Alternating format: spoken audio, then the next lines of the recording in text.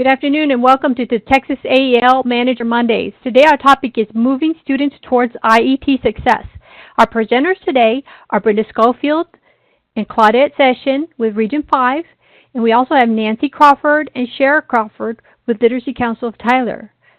So let's welcome our presenters. Today we have Brenda Schofield, and Brenda is the Director of Adult Education and Literacy for Region 5 Education Service Center in Southeast Texas. She has loved adult education since she was 17 years old when she first volunteered as a literacy tutor for adults with special needs. She has more than 30 years of experience in AEL as an AEL director and has seen firsthand the positive impact that AEL programs make in the lives of our students. So welcome, Brenda. We also have Claudette Session. Claudette Session is a lead ESL instructor for Region 5. She has taught various combinations of English, French, Spanish, second language acquisition, and journalism in secondary schools, correctional facilities, and colleges for over 27 years. And currently, she teaches beginning, intermediate, and advanced ESL classes for Region 5 for the AEL program, Lamar State College, Port Arthur site. She's an instructional coach, a state content standards trainer, a state Best Plus 2.0 trainer, a state Class E, a heart trainer, and the Right from the Start trainer. So welcome, Claudette. Our next presenter is Nancy Crawford, and Nancy has been an employee of the Literacy Council of Tyler since its inception in 1990. She has personally trained over 500 volunteer tutors. Nancy began her work in adult education in 1990. Since then, she became a certified as a pro-literacy tutor, trainer, and supervising trainer. So prior to Literacy Council of Tyler, she taught elementary school for Tyler ISD from 1975 to 81. And then she homeschooled her children for 9 years. Nancy received a bachelor's degree in education from Stephen F. Austin. So Nancy is a native of Tyler with her husband Doug, and they've lived there all their lives. She's been married for 41 years with 2 daughters and 6 grandchildren. Welcome, Nancy. And our final presenter is Shara Crawford. Shara is the Director of Career Pathways and Transition at Literacy Council of Tyler.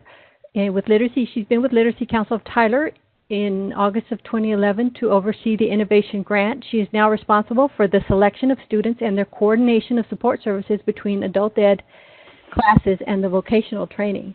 She also teaches support classes for the Career Pathway students, which is her favorite part of her job.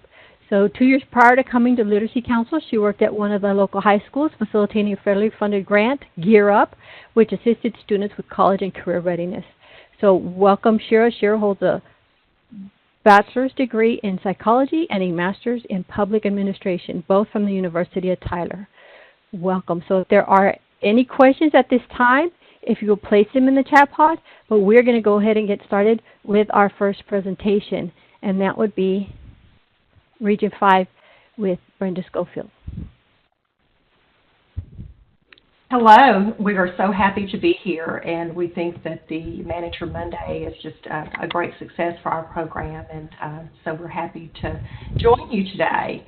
I'm Brenda Schofield, Director of Adult Education for Region 5 Education Service Center. Today, I will share a little of our background information about our program, and then Claudette Session, our lead instructor, will share tips and strategies for motivating students toward IET success. Region 5 Education Service Center serves Beaumont, Port Arthur, and many of the surrounding areas. We are located about 100 miles east of Houston and about an hour northeast of Galveston. Our program covers an area with a population of about 400,000 people. Our Region 5 Education Service Center Adult Education program serves about 1,200 students per program year. We serve the Southeast Texas workforce area, which covers Hardin, Jefferson, and Orange counties. We have a great working relationship with our Southeast Texas Workforce Board. The Adult Education and Literacy Program works collaboratively with the Southeast Texas Workforce Board in aligning services to targeted occupations. Our programs met almost 200% of our regular adult education and literacy IET enrollment target for last program year, the 2017-2018 program year. and we are currently at 76% of the current program year goal for our regular adult ed IETs. Also, we met 110% of our IET EL Civics enrollment target for 2017-2018, and we've already met 87% of our current year target. Our presenter Claudette Session has been very instrumental in helping us to build the IET EL Civics program.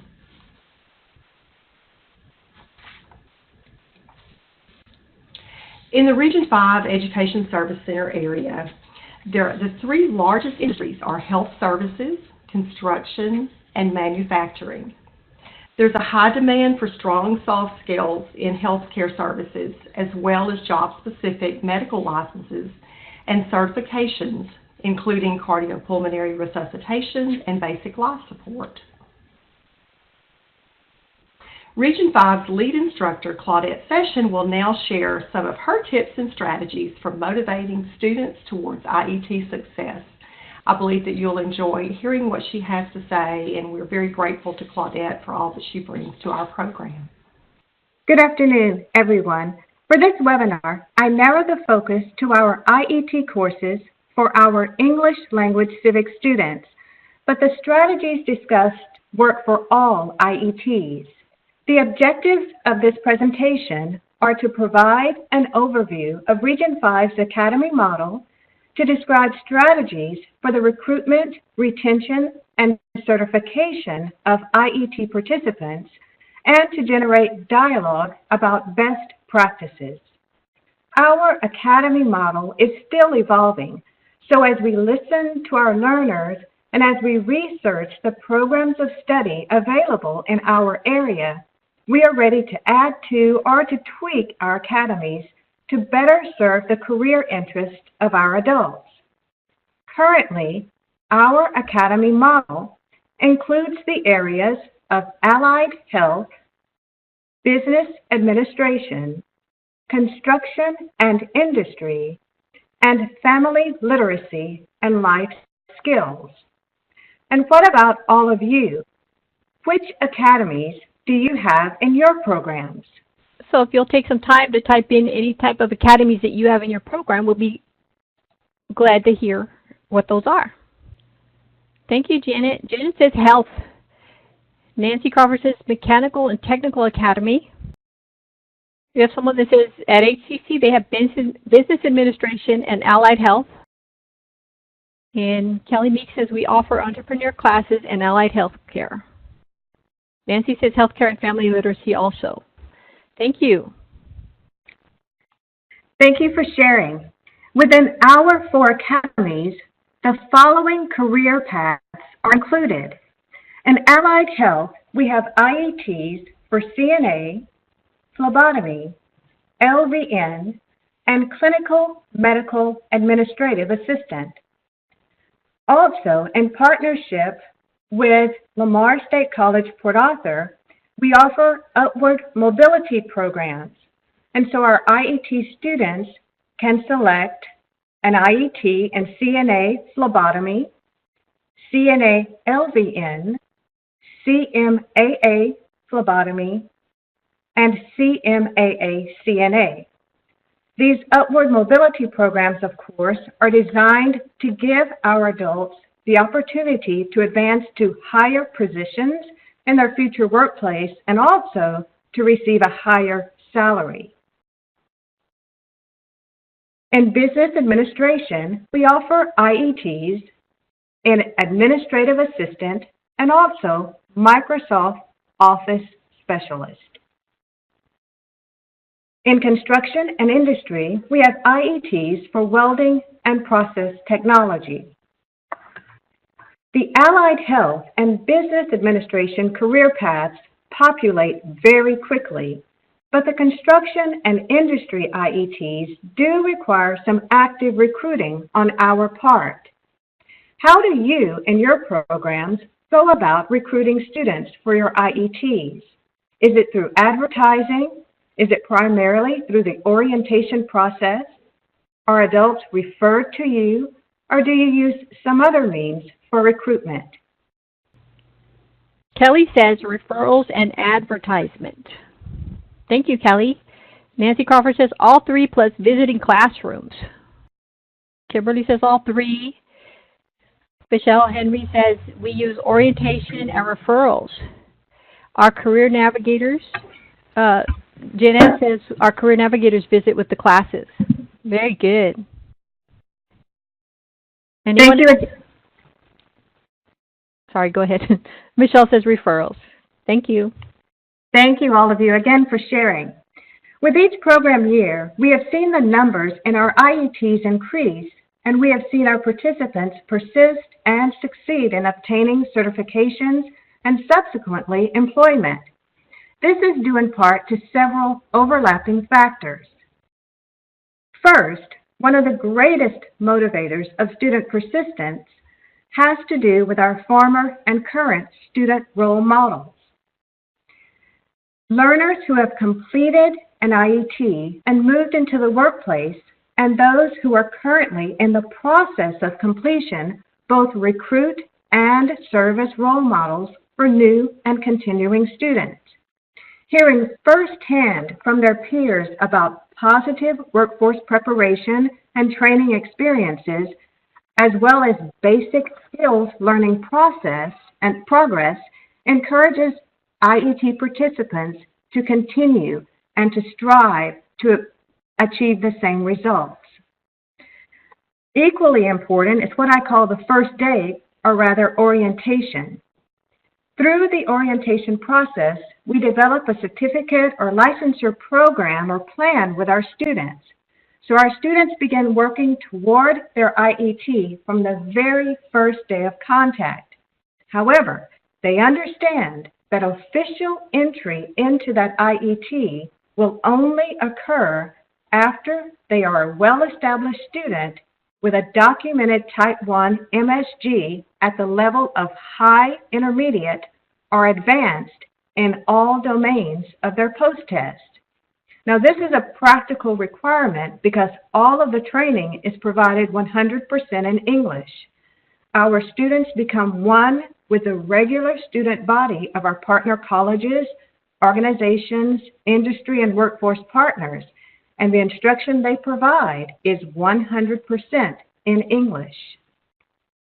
Achieving that progress, that Type 1 MSG, is a big step for our learners, and it's one that we celebrate. Do you think, having experience working with adult learners, that taking little steps matters to them? If you would answer yes or no in the chat pod. There's a lot of yeses coming through. So, yes, yes. Everybody says yes, Claudette. Thank you. Exactly. And for that reason, we employ an incremental approach to goal setting. Student goals are thereby viewed as clear, meaningful, and achievable. For example, the first step toward ITEC fulfillment for a CNA aspirant who pretest at the high beginning level would be to post-test at the low to high intermediate level, or even the advanced level. That is a milestone that we celebrate as a community. We have celebrations after progress testing to acknowledge the little steps that are very important prerequisites to reaching the overarching goal. Do you think such celebrations and such praise matters and motivates adult learners? Again, if you would answer in the chat pod. Again, a lot of yeses. Absolutely. Yes, yes, yes. Thank you again. Indeed, it does. And so likewise, once they enter the IET coursework proper, we celebrate each milestone along the way. So for example, for CNA participants, the first step or milestone would be CPR certification. In our most recent cohort, the RN instructor gave 2 major exams as part of the coursework. She gave a final exam which consisted of a written portion and the skills portion, and then of course the students took the state certification exam. So each of those milestones we celebrated, we acknowledged, and that encouraged the learners as they moved up the next step on the ladder. So our milestones and student achievements are celebrated in community, and certificates or facsimiles of them are displayed on a wall of honor. And this encourages their peers and encourages them to work hard to get their own neon plaque on the wall. Another important motivator is instruction itself. The direct instruction that our IET participants receive in our AEL classes is very important to their persistence.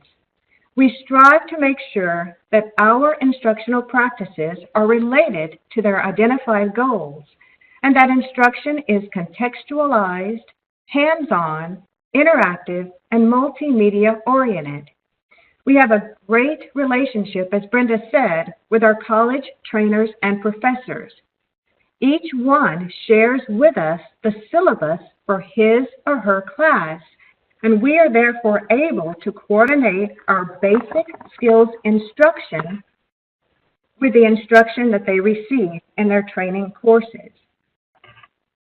Our business administration students benefit from on-the-job training or job shadowing days at Region 5 Education Service Center.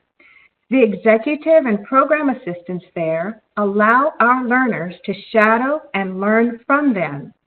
They get to greet and sign in visitors and workshop participants. They learn how to use the business machines. They assemble publications, and they participate in other related administrative assistant activities. For our adult learners, those job shadowing days are like a tourist finding the perfect vacation spot. They leave the day wanting to go back as soon as possible and anticipating the day when they can call a similar job their own. Our partner colleges, workforce board, and community organizations also welcome our students to their career and job fairs. Where possible, we visit allied health labs on campus to touch and talk about the equipment, supplies, and uniforms. This creates an exciting and positive sense of anticipation in our students. Additionally, we also bring in experienced professionals to describe their employment experiences and to give our learners an opportunity to ask questions. Those professionals address employment-related issues, but also practical issues such as time management. Based on your experience with adult ESL students and adult AEL students in general, would you agree or disagree? Do they need help with time management? Would you answer true or false to this statement? Again, if you would answer in the chat pod. We have a couple of truths. We have false, 2 falses right now.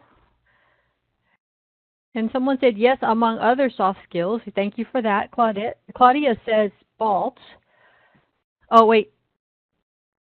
Someone said false. Michelle Estrada said, wait, true. Nancy said, misread, it's false. Oh, do not need help with time management. Okay, everybody. Ivan says false. So we're getting some more falses here. We find... Oh, sorry, Sherry said false. Thank you. All right, thank you for sharing. Yes, we do indeed find that our adults do need help with time management. And so we have professionals that come in and assist them with that. Academic advisors, for example, from Lamar State College, Port Arthur, periodically visit our classes. They help them with skills such as time management and critical thinking, but they also familiarize our learners with the different degree and certificate programs available. Once learners enter the actual IET training, the advisors guide them through the registration process, and they generously make time to hear student concerns, problems, and to answer questions as they arise. The AEL support that our learners receive is also a great motivator.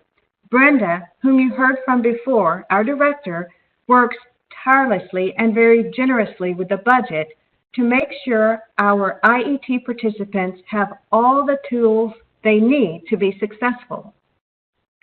Our learners, therefore, recognize their training as a gift that is being extended to them, and their response is to, as one student put it, repay the favor by being the best trainee possible. Students also sign a contract. Before the tuition-based training begins, we discuss the intensity of the coursework that lies ahead, and they are asked to sign a contract stating that they commit to attending all courses in their certification plan, including their ESL or basic skills class as scheduled. Another important motivator is the village. That it takes a village approach is at work in our IETs, and it plays a very significant role in helping our learners to persist. Students develop strong cohorts, and they keep each other on track and informed. As their instructor, I am also a member of the cohorts, communicating with the students regularly, asking them about their classes and work, inviting and addressing questions and concerns, as well as supporting them with encouraging words and providing feedback on AEL progress.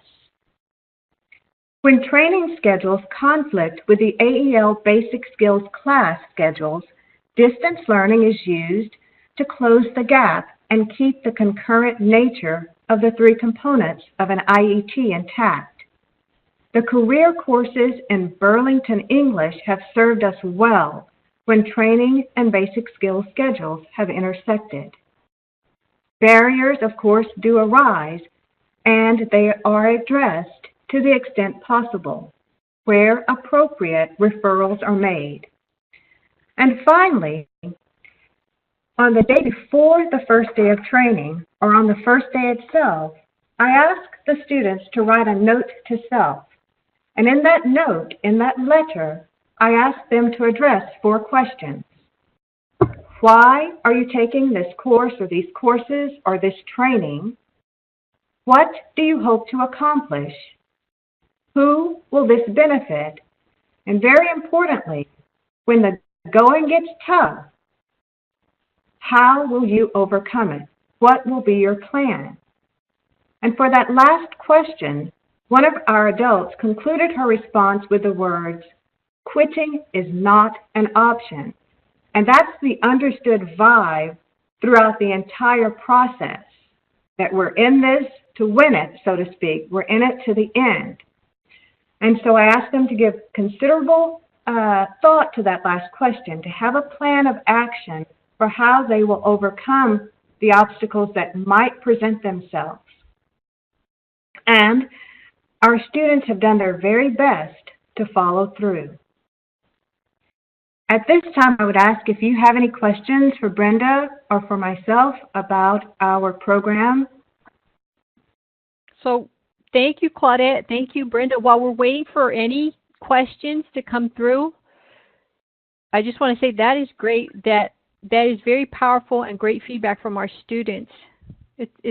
It's good to hear that they have that mindset that they're going to complete the program. So thank you so much for sharing. Any other questions? Kelly says, thank you. Good information. So while we're waiting for more questions to come in, we'll go ahead and get ready for our next. The administrative assistant, yes, does go through the college. It's a 2-semester program. It's a 2-semester certification. The Microsoft Office Suite does not. That goes through Certiport. Okay, so the question was, does the administrative assistant and Microsoft IET go through the college? So I think Nancy Crawford had a question before. She wanted to know what you do to celebrate. And I think you might have answered that, but you talked about celebrating successes. Right. We celebrate in community. We have the neon plaques. We have the progress celebrations, just gatherings where they bring in, cultural dishes and and we display their progress, we talk about their progress. They're very subtle and modest celebrations, but they mean so much to our adult learners. Thank you so much. One more question, or maybe two. What do you use for your ESL IET? And Jeanette, are you talking about the Family Literacy and Life Skills Academy? And Is that what you... when we're waiting for a response from Jeanette, Javier says, who takes part in the contextualization of the curriculum? So the instructor works along with the college instructor using the syllabus that the college instructor gives us and using the materials that we have in class. That's how we contextualize. Okay, Janet says, do you have a career pathways for your ESL students? And again, if she's talking about our family, literacy, and life skills students, we do. It is in development, and that's why at the beginning I didn't expand on it, but yes, we do. Okay, thank you. And then one more question. What other resources do you use for the Microsoft for ESL HSE? For the Microsoft Office Suite Academy, is that what she's referring to? So we use of course, that's an online course, and all of the instructional materials are online. So there's actually a book online that guides the students through the course, kind of page by page. And so we use that material and we integrate it with our regular ESL material. So we integrate, so it's kind of like, the MOS course through grammar and vocabulary. That's kind of how we do it, if that makes sense. And yes, they do receive a certification. The certification program that we are planning for our ESL students will include a certificate, yes. And this is Brenda. On the question of what do we use for the ESL IET, all of the IETs that Claudette discussed today are part of our EL Civics IET classes and certifications. And then Michelle wants to know, do you have a link for that? For the online course, Michelle? Yes. Are they in Spanish? Janet wants to know if they're in Spanish or English. Everything is in English. Everything's in English. I remember Everything is in English. Michelle is referring to the online course for Microsoft Office Suite or for something else? Yes, that. Okay. I don't have the link at my hands, but I will, Michelle, send it to you. It is done through Certiport, but I will get that to you. And I'll get your contact information from Olga. And we did have to purchase that through our program. Very good. Thank you so much. So we'll go ahead and move on to our next presentation, and thank you all for the questions. And Nancy, I believe that you currently have the presenter rights, so if you want to unmute yourself and start, or would you like for me to transfer that to Shara? Hello, can I be heard? Yes, we can hear you now. Sorry, that took a second. Okay, so can you go to the next slide, because that's not really much of anything here. Nancy, can you advance it, or do you want me to Shara has to show me. Okay, let me get... Shara, did you... Okay, very good. Got it. Okay. Great. Okay. So we're located in Tyler. We're an East Texas consortium. We're a lead in an 8-member consortium, which includes Angelina College, Kilgore College, New Summerfield ISD, Northeast Texas Community College, Panola College, Trinity Valley Community College, and Jacksonville Literacy Council. And when I say we serve about 2,000 students a year, that is what Literacy Council serves through private and public funding, but the consortium serves 2,000. Well, last year we served 2,550 people. And literacy, so I'm constantly, and I don't know how many of y'all are in this position, but I'm constantly having to look at numbers as a consortium. I have to look at numbers separately. And I have to look at numbers for public and private funding. And sometimes I mess up, which I'll probably do today. The Literacy Council did 80 to 85 IET students last year. The consortium as a whole did 201. We're doing 20 to 25 IET EL Civic students every year, but the consortium's doing close to 50. And so on the next slide, talking about my role, if you glance at those bullets, I was just thinking this when I was looking at it a few minutes ago. Almost all of that is about money. That is my role, trying to get all the money to come out right. I find, at least for us, if I stay active in that and don't procrastinate on that things work really well. I will say that just our structure allows me to be flexible with money and move things around when needed, which often is needed. And I think, this is just my opinion, but I believe our success in IET is primarily due to our financial management and to relationship building with the students. Well, there's a lot of other things involved, but if either one of those, our financial management or our relationship building, diminished in any way, I don't believe we would hit these numbers. We spend a lot of time in those two areas, and that includes overseeing our consortium members, which we've just spent 5 years learning how to do. I think we kind of got it now. Took some time. Took time for us. It took time for them. But they're constantly getting updates from me about where they are, where they need to be. We will move money if we need to. If some consortium member is just not going to hit their IET numbers. And again, that's an ongoing process that I stay on top of because it scares me to death not to tell you the truth. Let's see, next slide. My role, this is a little bit of an overlap from the last one, but it's very important. I'm sure if you guys are doing this, you know this, that all my team knows about IET. Shara cannot succeed at what she does if all the other team, if the teachers don't know, my office staff, they all understand IET. And that took a while to get them all on the same page. That's a key component. And I would hate to see that weaken at all because it's very important. They all know the target goals. They're not that in tune to the budget. They just let me keep up with that. We discuss it weekly at our supervisors meeting. Shara and I are in constant communication about that. Also, Shara tells me about student issues, so we can come up together. We usually figure out a solution of some kind.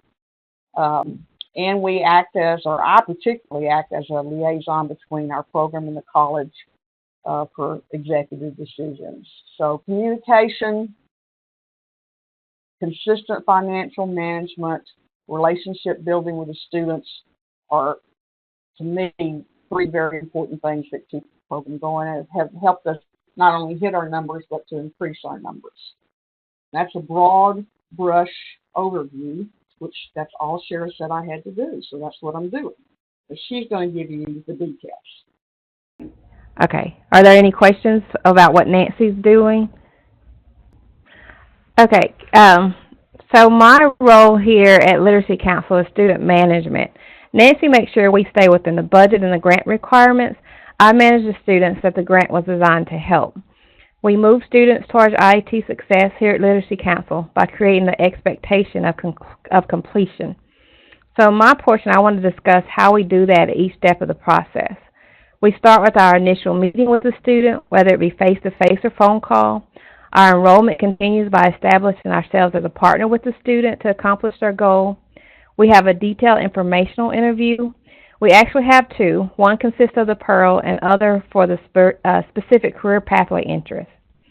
Myself and the other career navigator follow up with prospective IET students to keep them involved and excited about possible training. Once students are selected for IET, we have a motivating prep class where students get to know each other while learning academic skills contextualized with their training that gives them a jump start before the actual training program starts. So during all of this, LCOT establishes itself as a positive mentor for the student with the expectation that we'll do everything we can to equip them with the tools to complete training to reach their goal. So a little bit about how our program is set up here at LCOT. We have 4 medical continuing education classes and 6 career technology education classes, all taught by the Tyler Junior College staff. For medical, we have the nurse aide, the clinical medical assistant, the administrative medical assistant, and the phlebotomy technician. We chose these programs because they are demand occupations for our area, and we've had a lot of success in the past with these programs for our students. For the CTE, we're still learning, but we have continually grown this program over the past 3 years from offering welding and automotive to also offering power plant technology, HVAC, electronic control technology, and industrial maintenance. So all of our students in the IET training are required to attend an additional support class throughout their training that we call VTS, Vocational Training Support. This is taught by our career navigators, which include me and another staff member. The support classes are contextualized, and we only use the materials from the training classes, so the students see the relevance in what they're learning and how it all ties together. So all in all, our students in total attend classes 4 days a week, 2 training days, and 2 support days. And we make it clear to our students from the very beginning that these classes are required.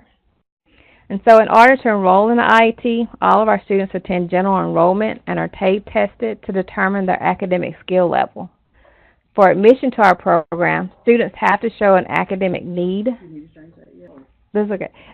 Students have to show an academic need. So our students in the CE classes may or may not have a diploma, depending on these criteria. So at the moment for CTE, our students are required to have a high school diploma since they are credit classes, but we're working on trying to change that. So we determine their academic levels by TABE testing. All students, whether they have a high school diploma or not, are tested. For our CE programs, if a student doesn't meet the reading requirement, we refer them to our general ABE classes to work on bringing up their reading level. For students that are testing too high, we like to sit with them and explore some similar career fields that they could possibly pursue on the credit side. For our CTE students, if they TABE test too high and because they don't show academic deficiency as far as not having a GED, we simply can't serve them right now due to our grant restrictions. So this is how our program is set up, and so I'll stop here for a second to see if anyone has any questions about how we do that. I'm here. Okay. We're waiting for questions, so sometimes it takes a while for individuals to type, so we're going to give a little wait time. So our question was, does anybody have any questions? Javier says, do you expect those high-scoring students to qualify once tested on the TABE 11-12? There is a possibility those students will, because we've heard that testing may be a little bit more academically challenged. So, thank you for the question, Javier. Any other questions? I guess, is it okay for me to go ahead and move on? Oh, wait, Michelle says, so it's only for AHSC students? Our CTE classes are, because at the moment we've tried to get our college partner to let our students come in without a high school diploma, but right now we keep hitting roadblocks there. So for those HVAC and power plant automotive programs, they are. Okay. And so now Javier has a follow-up question. That said, how do you advertise to those populations, those said populations? Each year they have an orientation for students coming into those programs.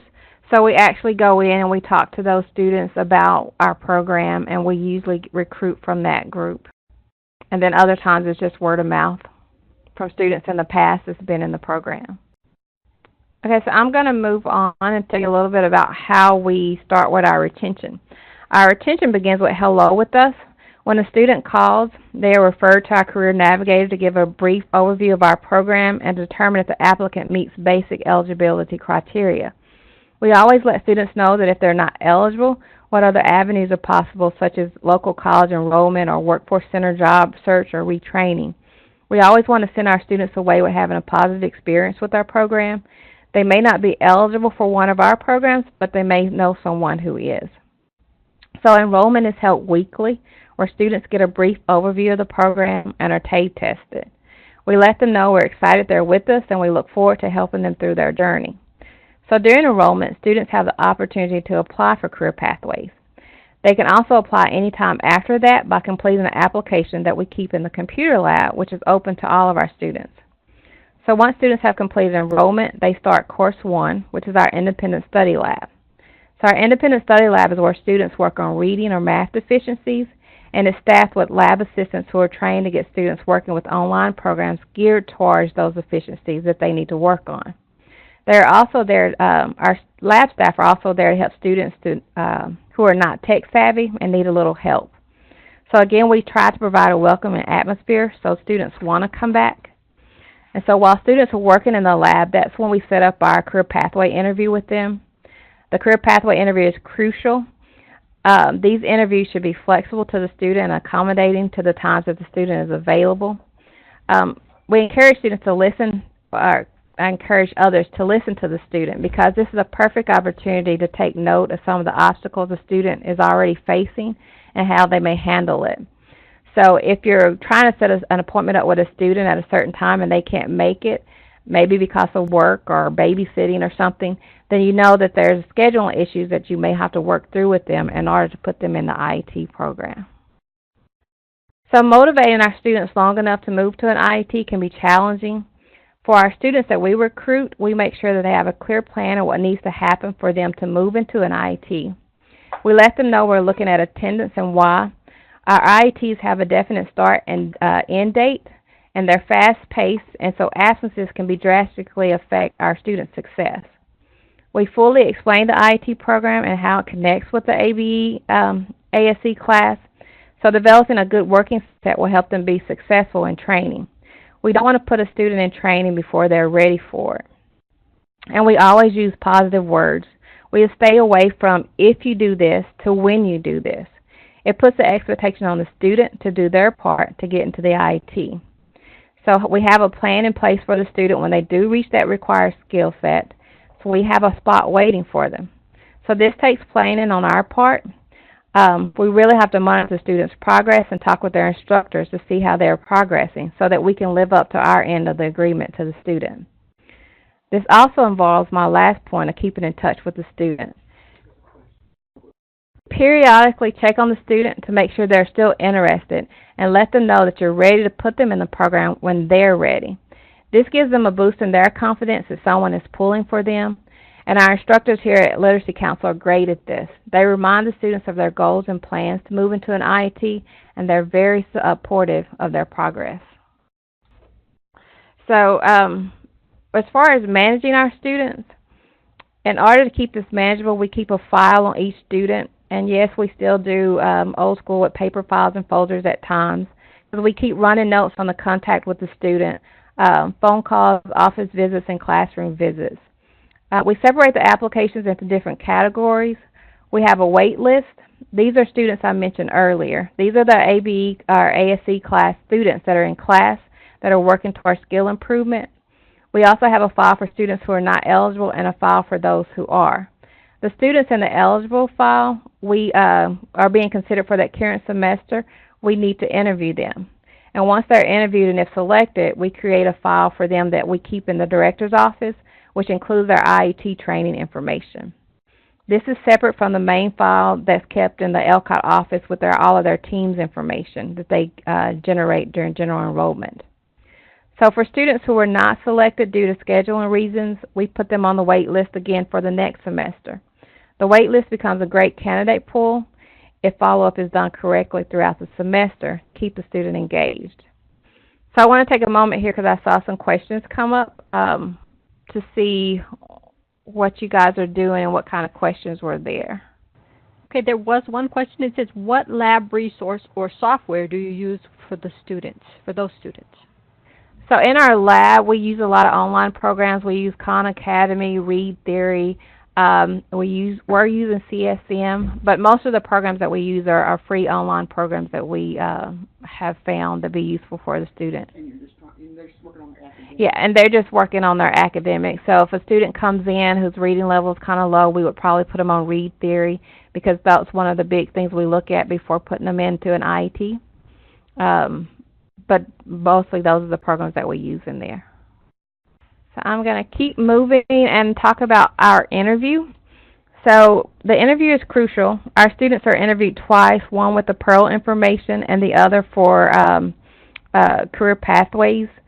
When we interview the student, we split our interviews by our students' interests. We have two career navigators here. One is myself, and the other, she interviews for the programs that she teaches that support class for. So this is great because we begin to build an immediate relationship with the student. During the interview, if we find a student that would be better suited for another program, we personally walk them over to the CP and introduce them and give them a little background info. We don't send the student off to the Career Pathways Navigator to start the process all over again. So we have a set of questions that we ask the students that are open-ended, allowing the students to give us insight into why they want to pursue training, what obstacles they may encounter or have encountered in the past. So this is a point where we try and establish ourselves as a motivator and a supporter of the student who is going to be there until they complete the program. So this information becomes invaluable later if the student runs into problems with wanting to quit or hits other barriers that may deter their training. So creating buy-in to persist is not completing is not an option for us. So once students are in training, we don't offer them that option. How do we do this? By building a positive relationship with the student up front. Once you have established a good relationship with the student, they trust you to open up about barriers they're facing. So we want to be available and show the students that we care. We walk the halls so the students can see us. We welcome them in our office even if they just want to stop in and say hi. We're on campus daily. Students know who we are and how to reach us. And once they are in the program, they have our cell numbers. We visit classes, we call, and we're always full of encouraging words for our students. It may seem insignificant, but telling the student, you got this, before a test can give them that little bit of confidence they need at that very moment. So we also establish a good relationship with the training instructor. We have the student sign a release giving us permission to talk with their training instructor to discuss grades, attendance, and classroom behavior. So the instructor can give you a heads up about the student if a student comes in about dropping. So we've already had time to think about alternatives to talk to the student about.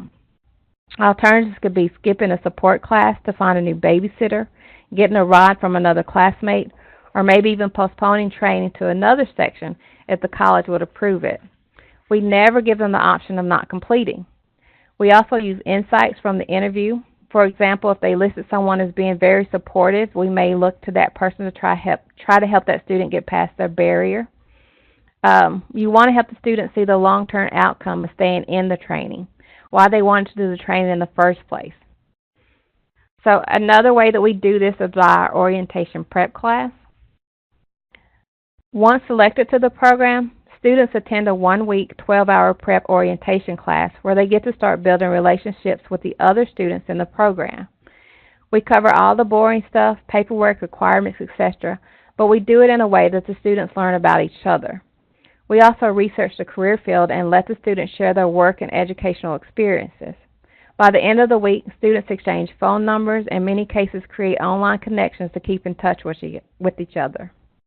Once students are in the training classes, they become accountable to each other, checking on one another if one misses classes, offering rides, and I've even known of the classes getting together on the weekends just to study. We also, in our prep class, we stay focused on completion and are looking to the future. We create future resumes with the assumption that the student has completed training and is looking for a job. We include skills the student will have learned and the abilities the students will be bringing from the past. We create accounts with potential employees and start applications. We explore websites and we learn tech skills. This is also a learning opportunity for the support instructor. We learn the strengths and weaknesses of the students, both academically and socially, and the barriers that may come up that we overlook during the interview time. So I want to stop right here real quick. We're almost out of time, to see if there's any questions that I can answer really quickly. Great information. Thank you, Shara. Shara, it's about 12:59. So if you want, did you have another slide to cover? No, I was just talking, the last couple of slides about our celebrations. And we do a lot like the other program did. We celebrate small milestones. We celebrate with the students, and so that just keeps the other students motivated and keeps us motivating. Great, thank you. Does anybody have any questions? I want to thank Nancy and Shara for providing this great information for us. That helps us understand what you're doing in your program, and hopefully we could take that and do that somewhere else in another area of Texas. So thank you, Nancy, Shara, Brenda, and Claudette. And Brenda has placed some information in the chat pod about the Microsoft Office Specialist Certification Program and your contact with you can contact them at Pearson. So Ann Savino says, great presentation. She says she appreciates everyone's effort. There's other messages coming in. Claudia says, thank you, great information. So thank you so much to our presenters.